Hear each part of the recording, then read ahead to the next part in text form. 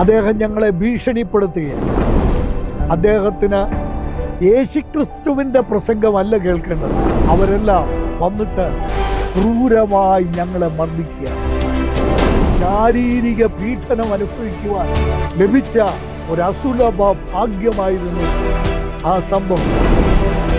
ഈ ഹോള് ഇങ്ങനെ തീ കൊണ്ട് ആളി കത്തുമ്പോൾ ഈ മനുഷ്യനെ നാട്ടുകാർ കുറേ പേര് വന്ന് പിടിച്ചു കഴിഞ്ഞു. ക്രിസ്തുവില്ലാത്ത ഒരു ശവക്കല്ലറ വഴി താൻ പോകുന്നത് യാതനാ സ്ഥലത്തേക്കാണല്ലോ എന്നോർത്തിട്ട് ഇപ്പോഴും എനിക്ക് വേദനയുണ്ട്.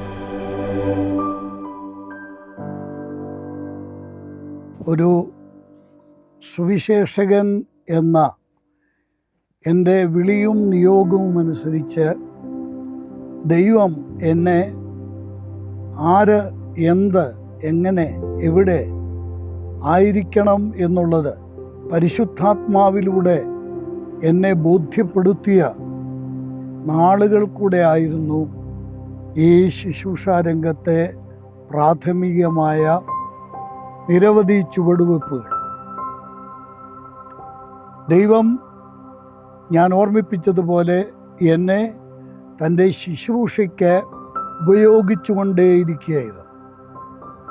ഒന്നാമത്തെ ദിവസം മുതൽ, അല്ല, ഞാൻ രക്ഷിക്കപ്പെട്ട ഒന്നാമത്തെ ദിവസം മുതൽ തന്നെ ദൈവം അവിടുത്തെ ശുശ്രൂഷകൾക്ക് എന്നെ ഒരുക്കിക്കൊണ്ടേ ഇരിക്കുകയായിരുന്നു.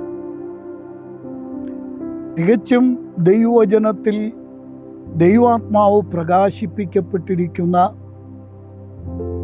ആത്മീക സത്യങ്ങൾ, തിരുവെഴുത്തിലെ സത്യങ്ങൾക്കനുസൃതമായിട്ട് തന്നെ ദൈവം എന്നെ നടത്തിക്കൊണ്ടിരിക്കുകയായിരുന്നു.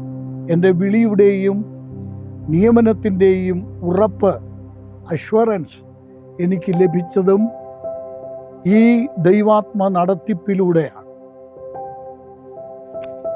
പൗലോസ് അപ്പോസ്തലൻ തൻ്റെ ജീവിതത്തിൽ ദൈവിക ദർശനമുണ്ടാകുകയും, പൗലോസ് അപ്പോസ്തലൻ്റെ വാക്കിൽ പറഞ്ഞാൽ ഗലാത്യ ലേഖനം 1-ാം അധ്യായത്തിൽ പറയുന്നത് പോലെ മറ്റ് ഇതര സ്ഥലങ്ങളിൽ താൻ രേഖപ്പെടുത്തിയിരിക്കുന്നത് പോലെയും സ്വർഗീയ ദർശനം, തനിക്ക് ലഭിച്ച സ്വർഗീയ ദർശനം മുഖാന്തരം ജീവിതത്തിൽ അനുഭവവേദ്യമായ അത്യത്ഭുതകരമായ രൂപാന്തരം പൗലോസിന് സംഭവിക്കുന്നത് അപ്പോസ്തലന്മാരുടെ പ്രവൃത്തികൾ 9, 22, 26 അധ്യായങ്ങളിൽ രേഖപ്പെടുത്തിയിട്ടുണ്ട്.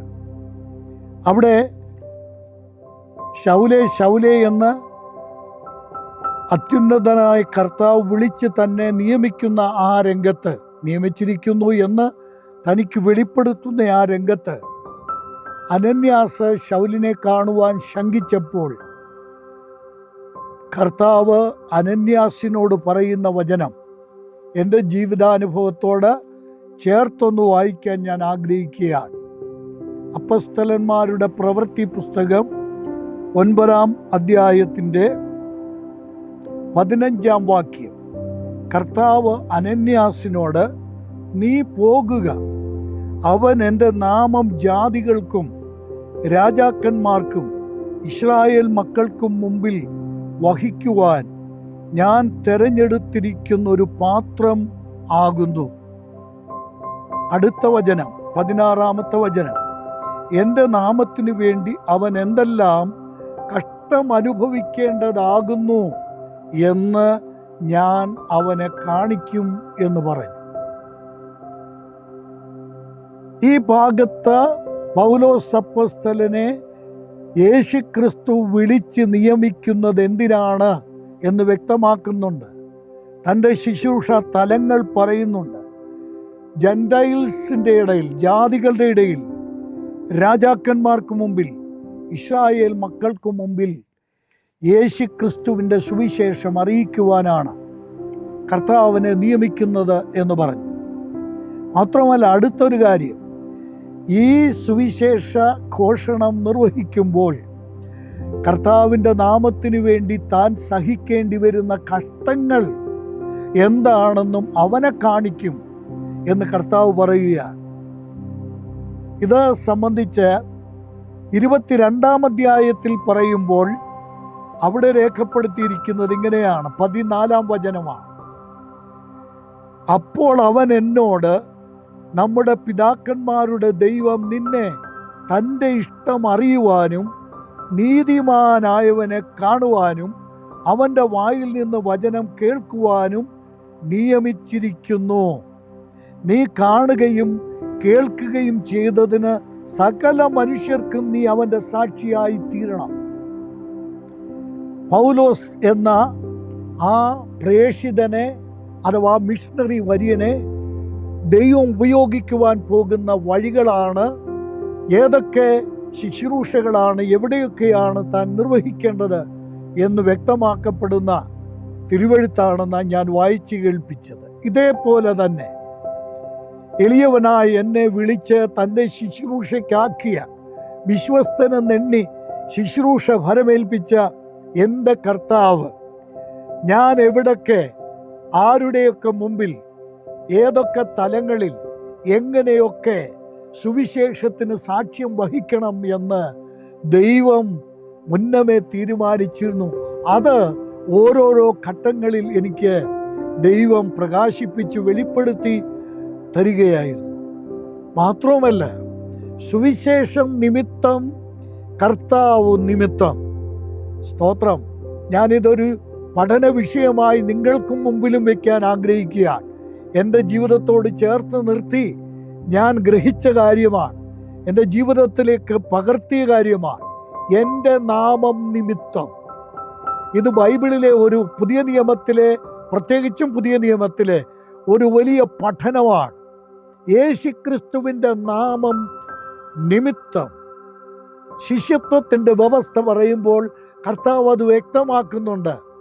അപ്പനെ, അമ്മയെ, സഹോദരങ്ങളെ, ഭാര്യയെ, ജീവിതത്തിൽ ഏറ്റവും ഒടുവിൽ പറയുന്നുണ്ട്, സ്വന്തം ജീവനെ പോലും പകയ്ക്കാത്തവന്, എൻ്റെ നാമം നിമിത്തം പകയ്ക്കാത്തവന് എൻ്റെ ശിഷ്യനായിരിക്കുവാൻ കഴിയുകയില്ല.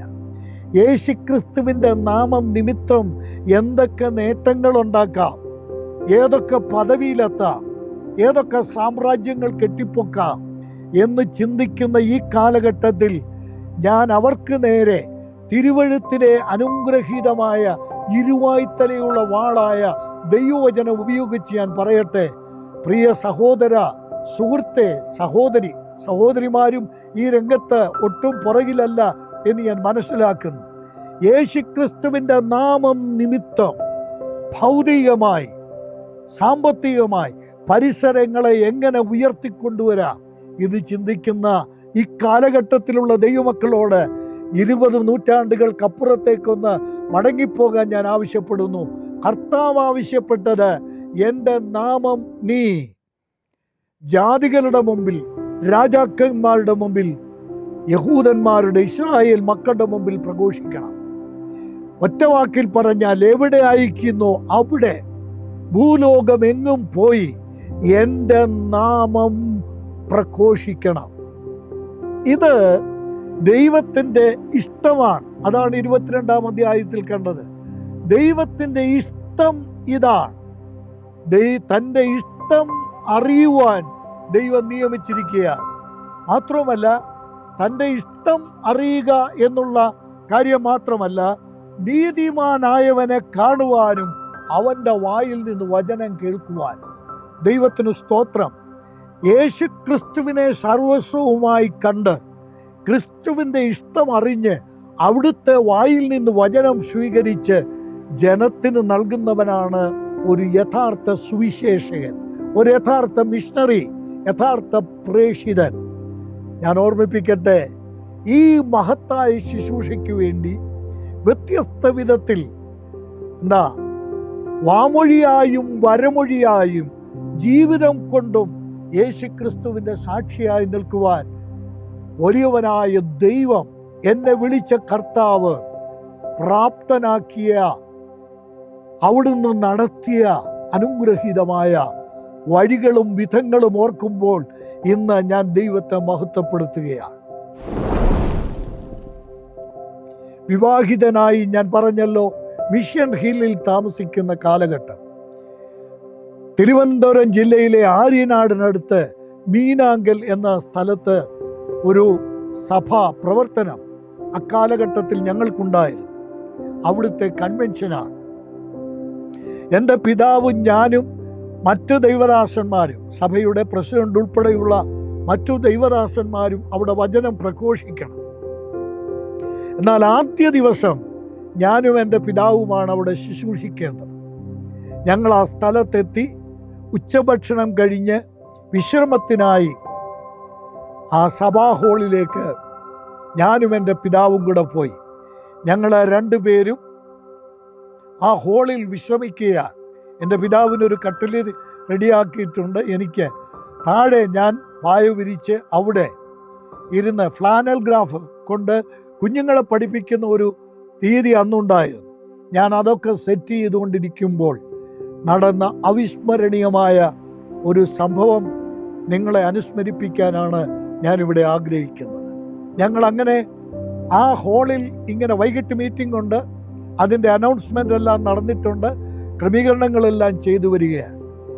അപ്പോഴാണ് ഒരു വ്യക്തി അവിടെ വന്ന് ഞങ്ങളോട് ആവശ്യപ്പെടുകയാണ്, എൻ്റെ പിതാവിനോട് ആവശ്യപ്പെടുകയാണ്, അദ്ദേഹത്തിന് യേശുക്രിസ്തുവിൻ്റെ പ്രസംഗമല്ല കേൾക്കേണ്ടത്.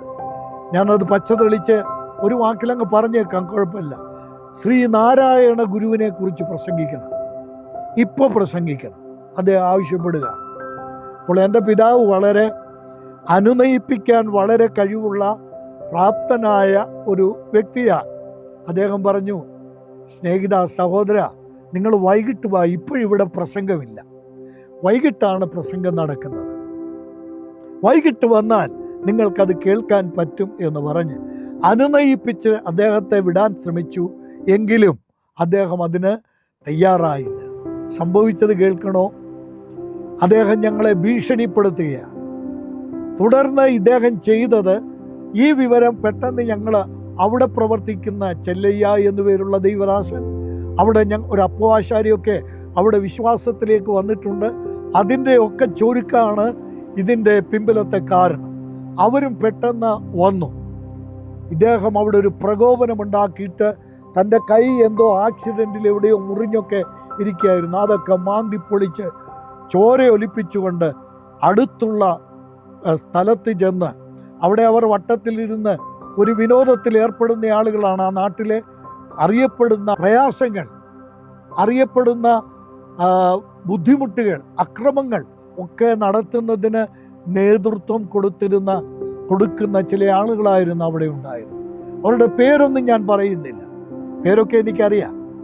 അവരെല്ലാം വന്നിട്ട് ഇദ്ദേഹത്തെ ഞങ്ങൾ മർദ്ദിച്ചു എന്ന് പറഞ്ഞ്, പെട്ടെന്ന് ഞാൻ പറയട്ടെ, ക്രൂരമായി ഞങ്ങളെ മർദ്ദിക്കുകയാണ് ഉണ്ടായത്. സുവിശേഷം നിമിത്തം എൻ്റെ കർത്താവിന് വേണ്ടി കഷ്ടം സഹിക്കാൻ ദൈവത്തിന് സ്തോത്രം.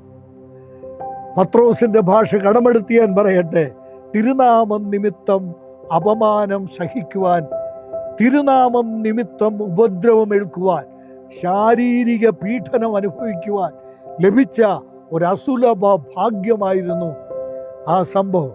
എൻ്റെ പിതാവ് വാർദ്ധക്യത്തിലേക്ക് കടന്നിരിക്കുന്നു. അദ്ദേഹം ഒരു പ്രമേഹ രോഗിയാണ്, ഡയബറ്റിക് പേഷ്യൻ്റാണ്. ഞാനാണെങ്കിൽ കുടുംബജീവിതത്തിലേക്ക് പ്രവേശിച്ച ആദ്യ കാലഘട്ടം. കേൾക്കണേ പ്രിയപ്പെട്ടവരെ, ചവിട്ടും തൊഴിയും അടിയും ഒക്കെ ഈ അരോഗദൃഢഗാത്രരായിട്ടുള്ള ആളുകളുടെ പക്കൽ നിന്ന് ഞങ്ങൾ ഏൽക്കേണ്ടി വന്നു. ഒടുവിൽ ഈ ആദ്യം വന്ന മനുഷ്യൻ, അദ്ദേഹത്തിൻ്റെയും പേരെനിക്ക് അറിയാം. ഈ വന്ന മനുഷ്യൻ പന്തം തീ കൊളുത്തിയിട്ട് അദ്ദേഹം സഭാഹോൾ, അത് ഓട് പട്ടിക അടിച്ചിട്ട് ഓല കൊണ്ട് മേഞ്ഞ ഒരു ഹോളായിരുന്നു. ഇഷ്ടികയാണ് അതിൻ്റെ പണിക്ക് ഉപയോഗിച്ച്, പൂശിയിരുന്നില്ല, പുറത്ത് സിമെൻ്റ് പൂശിയിരുന്നില്ല. അതിലേക്ക് വലിച്ചെറിഞ്ഞു, തീ ആളിപ്പടർന്നു. ഭാഗ്യവശാൽ ഞങ്ങളുടെ ബാഗ് മറ്റും പെട്ടെന്ന് സഹോദരങ്ങൾ പുറത്തേക്ക് മാറ്റി. ചുരുക്കി പറയട്ടെ, ഈ ഹോള ഇങ്ങനെ തീ കൊണ്ട് ആളി കത്തുമ്പോൾ ഈ മനുഷ്യനെ നാട്ടുകാർ കുറേ പേര് വന്ന് പിടിച്ചു കെട്ടി. ആ പിടിച്ചു കെട്ടിയ സമയത്ത് നടന്ന കാര്യം കേൾക്കണോ? ഈ ഇഷ്ടികയ്ക്കുള്ളിൽ നിന്ന് പുറത്തേക്ക് ചാടി വന്ന ഒരു പാമ്പ് അദ്ദേഹത്തിൻ്റെ നേരെ പണം വിടർത്തി കൊത്താനായി ശ്രമിക്കുകയാണ്. അതിൽ സുവിശേഷ സ്നേഹിയായ ഒരു വ്യക്തി മുന്നോട്ട് വന്ന് ആ പാമ്പിനെ തല്ലിക്കൊന്നു, അടിച്ചു കൊന്നു. അവിടെ കണ്ടു നിന്നവർ പറഞ്ഞു, ദൈവത്തോടാണ് കളി, അവൻ അനുഭവിക്കണം, അതിനെ കൊല്ലരുത് എന്നാണ് കണ്ടു നിന്ന ആളുകൾ പറഞ്ഞത്. പക്ഷേ സുവിശേഷത്തിന് അത് കഴിയുകയില്ല. ഞാൻ ഇന്നും ആ മനുഷ്യനെ സ്നേഹിക്കുന്നു. സംഭവിച്ചത് കേൾക്കണോ പ്രിയപ്പെട്ടവരെ? ഇതിന് നേതൃത്വം കൊടുത്തത് ആ പ്രദേശത്ത് അറിയപ്പെടുന്ന ഒരു കുറ്റവാളി, വിവിധ കേസുകളിലെ പ്രതിയായിരുന്ന ഒരു മനുഷ്യനായിരുന്നു ഞങ്ങളെ ഉപദ്രവിക്കുന്നതിന് നേതൃത്വം കൊടുത്തത്. വേറെ 2 പേര് കൂടെ അതിനോട് ഒപ്പം ചേരുകയുണ്ടായി. ഞാൻ ചുരുക്കിക്കൂട്ടി പറയട്ടെ പ്രിയപ്പെട്ടവരെ, ഈ സംഭവം ഒരു വലിയ കോളിളക്കം തന്നെ കേരള സംസ്ഥാനത്ത് ഉളവാക്കുകയുണ്ടായി. അന്ന് കോട്ടയത്ത് നിന്ന് പ്രസിദ്ധീകരിക്കുന്ന ബ്രദർ ആൻഡ് വോയിസ്, ഞങ്ങൾ ബ്രദറുകാരല്ല, ബ്രദർ ആൻഡ് വോയിസിൽ ആദരണീയനായ കുഞ്ഞുമോൻ ചാക്കോ അവറുകളാണ് അതിൻ്റെ ഫോട്ടോ സഹിതം മുഖപേജിൽ തന്നെ വിപുലമായ ഒരു വാർത്ത കൊടുക്കുകയുണ്ടായി. വർത്തമാന പത്രങ്ങളിൽ ഇത് സ്ഥാനം പിടിച്ചു. സമൂഹത്തിലൊരു വലിയ ചർച്ചാ വിഷയമായി. അന്ന് കേരളത്തിൻ്റെ മുഖ്യമന്ത്രിയായിരുന്നത് ബഹുമാന്യനായ EK നായനാർ അവറുകളാണ്. അദ്ദേഹം ഈ കേസിനെ സമീപിച്ചത് ഞാൻ സ്നേഹത്തോടെ പറയട്ടെ, അദ്ദേഹത്തോടുള്ള ബഹുമാനത്തോടെ ഞാൻ ഓർമ്മിപ്പിക്കട്ടെ, വളരെ ഊർജ്ജസ്വലനായി ഇതിന് കുറ്റവാളികളെ നിയമത്തിൻ്റെ മുമ്പിൽ കൊണ്ടുവന്ന് ശിക്ഷ കൊടുക്കണം എന്ന് അദ്ദേഹം പോലീസ് ഡിപ്പാർട്ട്മെൻറ്റിന് വളരെ ഗൗരവമായി ഓർഡർ കൊടുത്തു. അവിടുത്തെ തിരുവനന്തപുരം കമ്മീഷണർ ഉൾപ്പെടെ പോലീസ് തലപ്പത്തുള്ള നിരവധി ആളുകൾ അവിടെ വന്നു, മൊഴിയെടുപ്പ് നടത്തി, കാര്യങ്ങളൊക്കെ നടത്തി. ഞാൻ ചുരുക്കി വളരെ ഹ്രസ്വമായി പറയട്ടെ, ഇതൊരു ആക്രമണം നടന്നതിൻ്റെ വിപുലമായ വിശദീകരണം നൽകാനല്ല ഞാൻ വന്നത്. ആ കേസ് കോടതിയിൽ വന്നു. എന്നാൽ പ്രോസിക്യൂഷൻ കേസ് അവർ തയ്യാറാക്കിയ റിപ്പോർട്ട് അനുസരിച്ച് അവിടെ നടന്നതും ഇവരെഴുതിയതും തമ്മിൽ വലിയ പൊരുത്തക്കേടുണ്ടായി. കേസിന് ബലം കൂട്ടാൻ വേണ്ടി ചെയ്തതാണ് എന്ന് പറഞ്ഞ് ഒടുവിൽ ആ പ്രതികളെ തിരുവനന്തപുരം സെഷൻസ് കോടതിയിൽ നിന്ന് വെറുതെ വിട്ടു. പലരും പറഞ്ഞ് അപ്പീലിന് പോകണം. ഞങ്ങൾ പറഞ്ഞു, ഞങ്ങളല്ല ഈ കേസ് കൊടുത്തത്, പോലീസ് എടുത്ത കേസാണ്. ഞങ്ങളുടെ കേസ് ഏറ്റെടുക്കുന്നത് സുപ്രീം കോർട്ടാണ്, ഞങ്ങളുടെ സുപ്രീം കോടതിയാണ്, അത് സ്വർഗത്തിലെ കോടതിയാണ്, അവിടുത്തെ ന്യായാധിപതിയാണ് ഇതിനൊക്കെ വിധി നൽകേണ്ടത്, ഞങ്ങളുടെ ജോലിയല്ല. ഞങ്ങളുടെ അരുമനാഥൻ ഞങ്ങളെ പഠിപ്പിച്ചത് ഞങ്ങളെ ഉപദ്രവിക്കുന്നവരെ അനുഗ്രഹിക്കണമെന്നും അവർക്ക് വേണ്ടി പ്രാർത്ഥിക്കണമെന്നുമാണ്. പ്രിയരെ, ഞങ്ങൾ അത് തന്നെ ചെയ്തു. ഞങ്ങൾ പ്രാർത്ഥിച്ചത് അവർ നഷ്ടപ്പെട്ടു പോകാനോ അവരുടെ തലയിൽ ഇടിത്തീ വീഴാനോ അല്ല പ്രാർത്ഥിച്ചത്. ഞങ്ങൾ പ്രാർത്ഥിച്ചത് അവർ മാനസാന്തരപ്പെടാനാണ്. ദൈവം അവസരം നൽകി, എന്നാൽ അവർ മാനസാന്തരപ്പെടാൻ തയ്യാറായില്ല. സ്നേഹിതരെ, അവരുടെ ദയനീയമായ അന്ത്യം ഓർക്കുമ്പോൾ എനിക്കിന്നും എൻ്റെ ആത്മാവിൽ ഒരു വലിയ വേദനയാണ് അനുഭവപ്പെടുന്നത്. പൗലോസ് പറയുന്നത് പോലെ എൻ്റെ മനസാക്ഷിയിൽ, എൻ്റെ ആത്മാവിൽ, എൻ്റെ മനസ്സിൽ ഞാൻ അനുഭവിക്കുന്നു ഇപ്പോഴും വേദന. ഇതിന് തീയിട്ട ആ മനുഷ്യൻ മുഴുഭ്രാന്തനായി മാറി. ആ ദേശത്ത് മുഴുവൻ ഒരു വലിയ സാക്ഷ്യമായി അത് മാറി. ഞങ്ങളെ മർദ്ദിക്കുന്നതിന് നേതൃത്വം നൽകിയ ആ മനുഷ്യൻ, അദ്ദേഹം കുടുംബജീവിതത്തിലേക്ക് പ്രവേശിച്ച് കുടുംബജീവിതം നയിക്കുന്ന ഒരു വ്യക്തിയായിരുന്നു. അദ്ദേഹത്തിൻ്റെ ഭാര്യ നാട്ടുകാരിൽ നിന്ന് ഞങ്ങൾ നേരിട്ട് കേട്ടതാണ്. പിൽക്കാലത്ത് കേൾക്കണോ, അവർക്ക് കുടുംബജീവിതത്തിൽ പിൻതലമുറകൾ ആഗ്രഹിച്ചു ലഭിക്കുമെന്നുള്ള സാഹചര്യം വന്നു. പക്ഷേ അവയെല്ലാം ഛിദ്രം വഴി പോവുകയായിരുന്നു സംഭവിച്ചത്. പിൻതലമുറ ഉണ്ടായില്ല. ശാപമായിട്ട് ഞാൻ പറയുകയല്ല കേട്ടോ. പിന്നെന്താ നടന്നതെന്നറിയാമോ? ഇദ്ദേഹം തൻ്റെ സ്നേഹിതരുമൊത്ത് വലവീശാൻ, പുഴയിൽ വലവീശാൻ പോയി. ഒന്നും കിട്ടുന്നില്ല. വല വീശി ഏറ്റവും ഒടുവിൽ വെളുപ്പാൻ കാലമായപ്പോൾ വലയൊക്കെ കഴുകി കെട്ടി ഇങ്ങനെ പോരുമ്പോൾ താനാണ് ഏറ്റവും പിന്നാലെ വരുന്നത്. അവിടുത്തെ ദൃക്സാക്ഷികൾ പറഞ്ഞു കേട്ടതാ, താനാണ് ഏറ്റവും പുറകിൽ വരുന്നത്. അപ്പോഴാണ് എന്തോ വെള്ളത്തിൽ ഒരു ചലനം കേട്ടത്. താടാ ഇവിടെ മീനുണ്ട്, നമുക്ക് പിടിക്കാമെന്ന് പറഞ്ഞ് കെട്ടിയെടുത്ത വല അഴിച്ചു വീശി താൻ വല വലിക്കുമ്പോൾ തൻ്റെ കാല് പാറയിൽ നിന്ന് തെന്നി വെള്ളത്തിൽ വീണ് ആ മനുഷ്യൻ പിറ്റേ വർഷം ആ സമയത്തിനു മുമ്പ് തന്നെ ഈ ഉലകത്തിൽ നിന്ന് യാത്രയായി.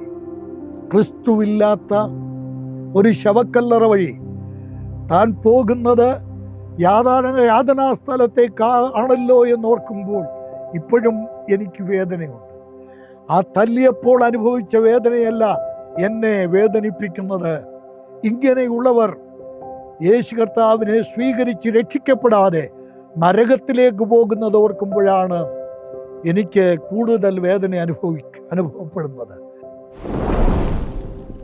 എൻ്റെ പിതാവ് വളരെയേറെ പരീക്ഷീണനായി.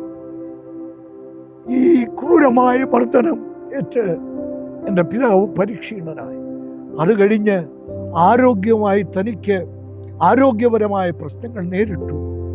അങ്ങനെ തുടർന്നാണ് എൻ്റെ പിതാവ് ഇവിടെ നിന്ന് കർത്തൃസന്നിധിയിലേക്ക് മാറ്റപ്പെടുന്നത്.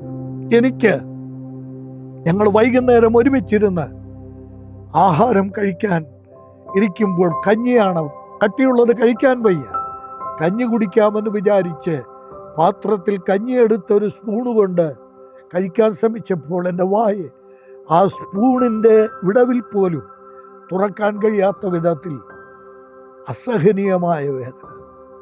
ഏറ്റവും ഒടുവിൽ ഒരു പപ്പടം കഴിക്കാമെന്ന് വിചാരിച്ച് ഒരു പപ്പടം എടുത്ത് കഴിക്കാൻ നോക്കിയപ്പോൾ ഈ കന്നത്ത് ഏറ്റ പ്രഹരം നിമിത്തം അതിവേദന കൊണ്ട് എനിക്ക് അതുപോലും കഴിക്കാൻ സാധിച്ചില്ല.